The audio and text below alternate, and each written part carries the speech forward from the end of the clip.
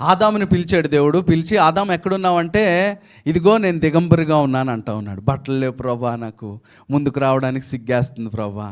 Covering ఏం చేశాడు? Anjuru పాకులు cover చేసుకున్నాడు. దేవుడేమో ఎప్పుడు వచ్చినట్టుగా, ప్రతిరోజు వచ్చినట్టుగా వాళ్ళ దగ్గరకు వచ్చి వెతుకుతూ ఉన్నాడు దేవుడు. వెతుకుతూ ఉంటే వీళ్ళు ఏం చేస్తూ ఉన్నారు? అయ్యి బాబోయ్, నేను కనిపించిపోతానేమో, నాకు బట్టలు లేవు కదా, ఈ ఆలోచనతో నువ్వు కూడా ఒకవేళ ఇదే ఆలోచనతో అక్కడ ఆగిపోతా ఉన్నావేమో. ఏమంటా ఉన్నాడు దేవుడు? ఎంత మంచోడు ఆలోచించండి. నువ్వు దిగంబరి అని చెప్పినోడు ఎవడు నీకు? చూడండి ఎంత మంచి మాట. అసలు దేవుడు వచ్చి క్వశ్చన్ వేస్తున్నాడు, ఎందుకు తిన్నారు అసలు?